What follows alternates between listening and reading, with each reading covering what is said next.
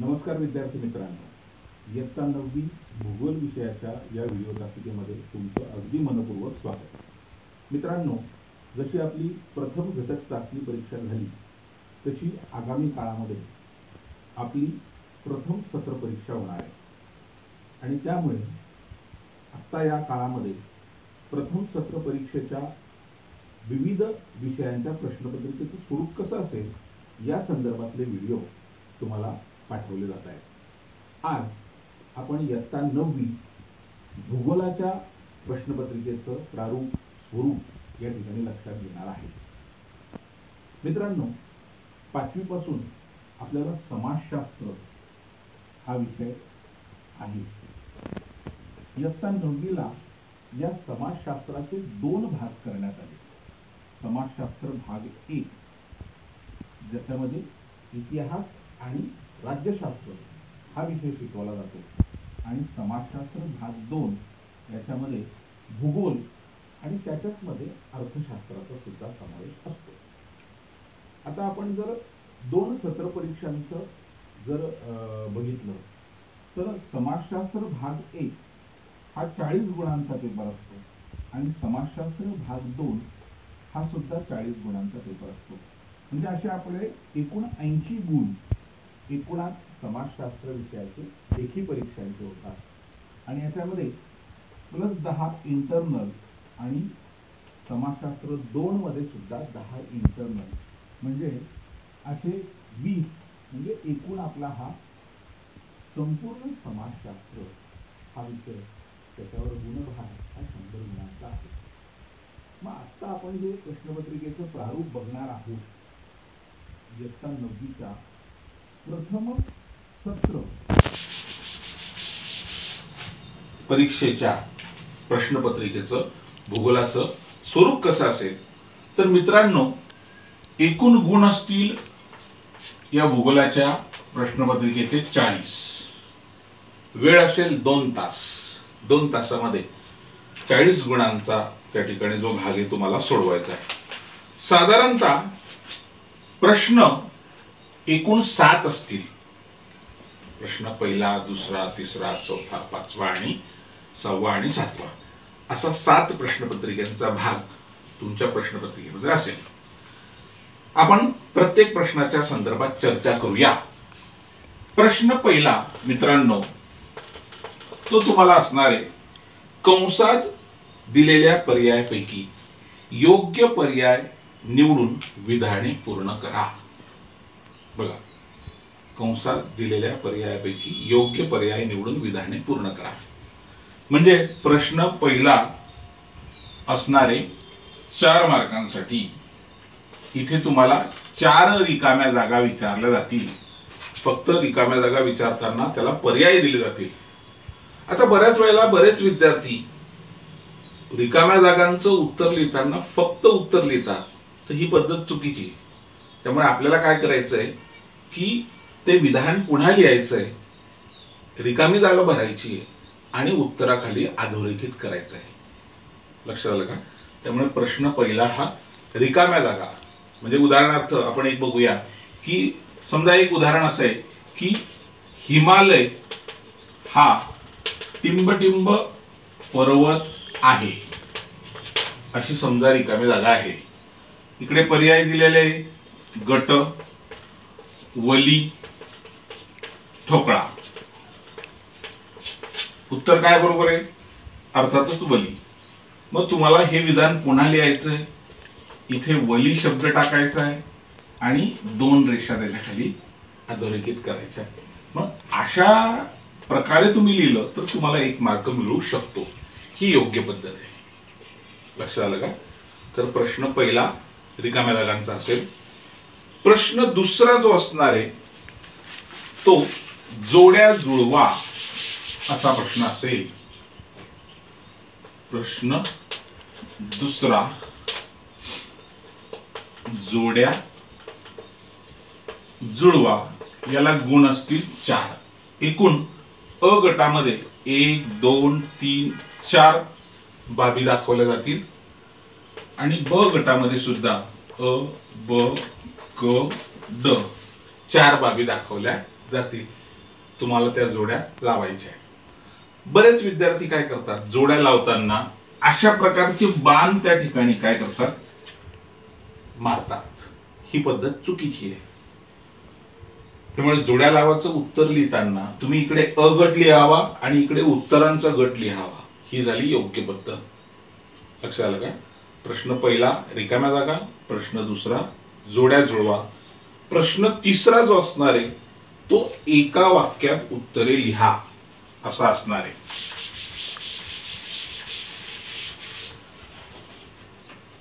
प्रश्न तिसरा एका वाक्यात उत्तरे लिहा। इथे हा प्रश्न असणार आहे 4 गुणांसाठी आणि आपल्याला फक्त 4, एकूण 4 प्रश्न एका वाक्यातले विचारले जातील। लक्षात, कुठल्याही प्रकारचे प्रश्न, ठीक आहे? उदाहरणार्थ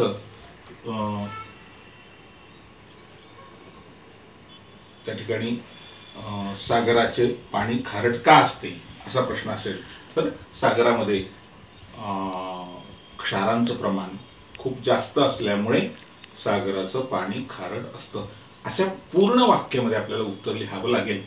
तर सुटसुटीत लिहायचं, एक एक ओळ सोडून लिहायचं। तर अशा प्रकारे प्रश्न तिसरा हा एका वाक्यात उत्तरे लिहा याच्यासाठी आहे। मित्रांनो, प्रश्न चौथा असणार आहे, चौथ्याचे भाग आहेत, त्याच्यातला चौथा अ हा असेल वेगळा घटक ओळखा व लिहा। वेगळा घटक ओळखा व लिहा। या प्रश्नाला आहेत 2 गुण। आता वेगळा घटक म्हणजे याच्यामध्ये तुम्हाला 2, 3, 4 असे काहीतरी घटक दिले जातील, त्यापैकी वेगळा घटक कोणता आहे, अलग लक्षात, तो आपण ओळखायचा आहे आणि तो वेगळ्या पद्धतीने म्हणजे वेगळा घटक दाखवून तो लिहायचा आहे, ठीक आहे? कुठल्याही प्रकारचे घटक साधारणतः त्याच्यामध्ये आपल्याला दर्शवले जातात।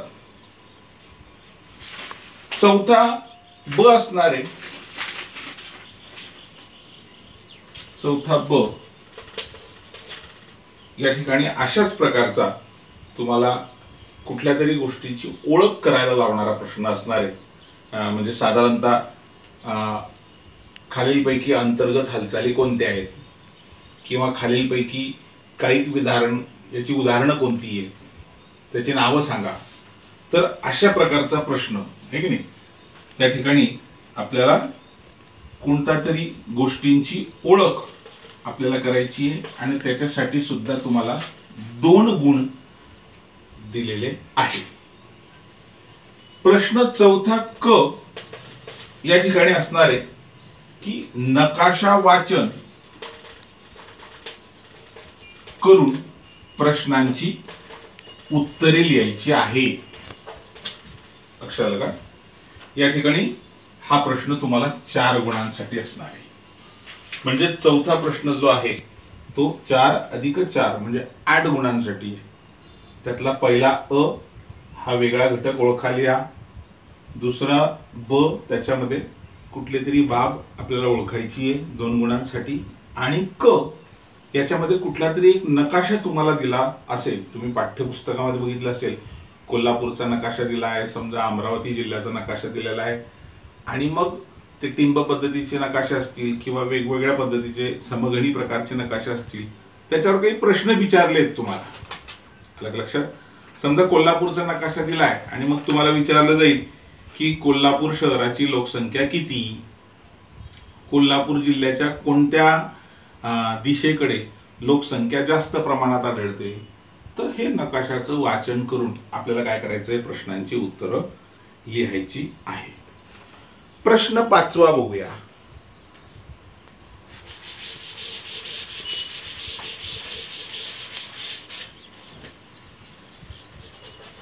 प्रश्न 5वा तो असणार आहे भौगोलिक कारणे लिहा।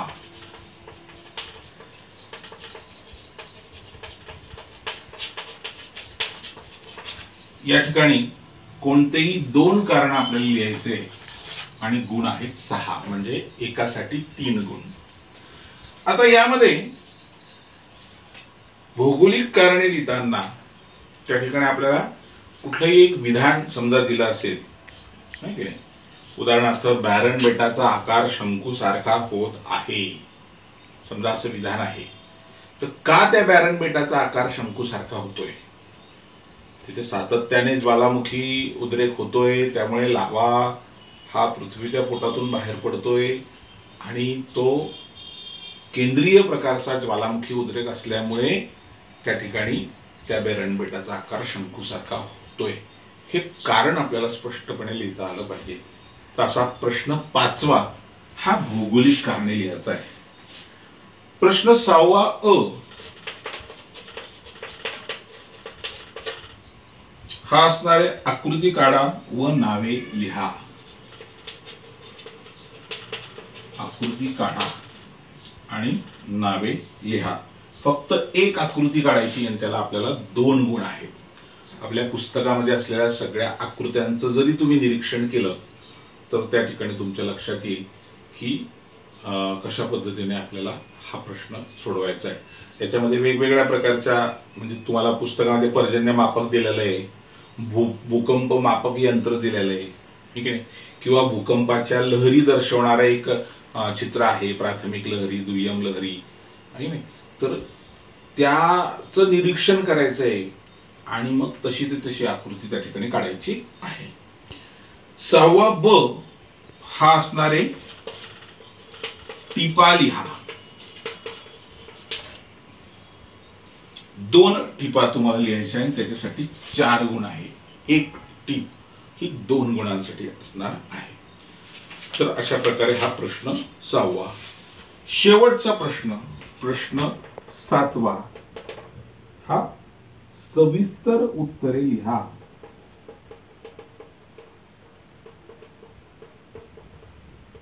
याकरता असणारे 2 प्रश्नांची उत्तर आपल्याला लिहायची आहेत आणि गुण आहेत 8, म्हणजे एका प्रश्नाला 4 गुण. तर ह्या प्रश्नांची उत्तर आपल्याला सविस्तर लिहायची आहे. म्हणजे याच्यामध्ये साधारणतः समजा भूकंपाचे दुष्परिणाम लिहा, असा एक सविस्तर प्रश्न विचारला तर मग भूकंपामुळे काय होतं, तर इमारती कोसळतात, जीवित व वित्त हानी होते, विजेचे खांब, झाडं उन्मळून पडतात, धरणं फुटतात, असे सगळे परिणाम त्या ठिकाणी आपल्याला भूकंपाच्या बाबतीत लिहावे लागतील. तेव्हा आपल्याला 4 गुण या ठिकाणी मिळतील. तर मित्रांनो, अशा प्रकारे आपल्या या प्रश्नपत्रिकेत एकूण प्रश्न 7 आहेत. मित्रांनो, ह्या एकूण 7 प्रश्नांची गुणांची विभागणी कशी असेल त्याचा तक्ता या ठिकाणी मी तुम्हाला दाखवणार आहे. बघा, या ठिकाणी प्रश्न आहेत आणि गुण आहेत. प्रश्न 1, 2, 3, 4, 5, 6 आणि 7. पहिल्या प्रश्नाला गुण किती असणार आहे, तर 4 गुण. दुसऱ्या प्रश्नाला 4 गुण. तिसरा प्रश्न 4 गुण. चौथा 8 गुण. 5वा 6 गुण. 6व्या प्रश्नाला 6 गुण आणि 7व्या प्रश्नाला 8 गुण. असं एकूण 40 गुणांची आपली विभागणी आहे. पुन्हा एकदा सांगतो. प्रश्न 1, रिकाम्या जागा भरा, कंसात दिलेले पर्याय, 4 गुणांसाठी. प्रश्न 2, जोड्या जुळवा, 4 गुणांसाठी. प्रश्न 3, एका वाक्यात उत्तरे लिहा, 4 गुणांसाठी. प्रश्न 4, ज्याच्यामध्ये अ, ब, क असे 3 पर्याय, 2 गुणांसाठी वेगळा घटक ओळखा, 2 गुणांसाठी एक वेगळी प्रक्रिया ओळखा आणि 4 गुणांसाठी त्या ठिकाणी तुम्हाला काय करायचं आहे, नकाशा वाचन करून उत्तर लिहायचे. प्रश्न 5, त्याच्यामध्ये तुम्हाला भौगोलिक कारण लिहायचे. प्रश्न 6, त्याच्यामध्ये 2 भाग आहेत. एक आकृती काढा, नावे लिहा 2 गुणांसाठी आणि टिपा लिहा 4 गुणांसाठी. आणि प्रश्न 7 हा सविस्तर उत्तर लिहा. एकूण 2 सविस्तर उत्तर लिहायचे, 4 अधिक 4 8 गुणांसाठी. असं एकूण 40 गुणांचा भाग आपल्या या प्रश्नपत्रिकेमध्ये असणार आहे. आता अभ्यासक्रम कोणता असेल तर आपल्या पुस्तकामध्ये तुम्ही जर बघितलं अनुक्रमणिकेमध्ये, तर आपल्याला यावर्षी भूगोलाला एकूण धडे किती आहेत, तर या वर्षीच्या आपल्या अभ्यासक्रमामध्ये एकूण 12 धडे आहेत. त्या 12 पैकी 6 धडे म्हणजे अर्धे धडे म्हणजे सागर जलाचे गुणधर्म हे 6वा धडा आहे. तिथपर्यंत आपला अभ्यासक्रम आहे. म्हणजे बघा, वितरणाचे नकाशे, अंतर्गत हालचाली, बाह्य प्रक्रिया भाग 1 आणि 2, वृष्टी आणि 6वं प्रकरण आहे सागर जलाचे गुणधर्म. तर इथपर्यंतचा अभ्यासक्रम तुम्हाला या प्रथम सत्र परीक्षेसाठी आहे. मित्रांनो, जर सातत्याने आपण धड्यांचं वाचन केलं, म्हणजे भूगोलाचा अभ्यास कसा करावा, तर बऱ्याच वेळेला मी असं म्हणत असतो की एक धडा आपण 8 ते 10 वेळा वाचून काढला पाहिजे. हातामध्ये पेन्सिल घेऊन खुणा केल्या पाहिजे, त्याच्या नोट्स काढल्या पाहिजे.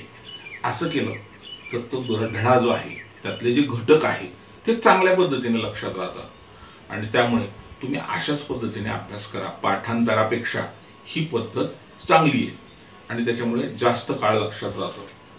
तुम्ही अशा पद्धतीने अभ्यास केला तर 40 पैकी नक्कीच चांगले गुण तुम्हाला मिळतील.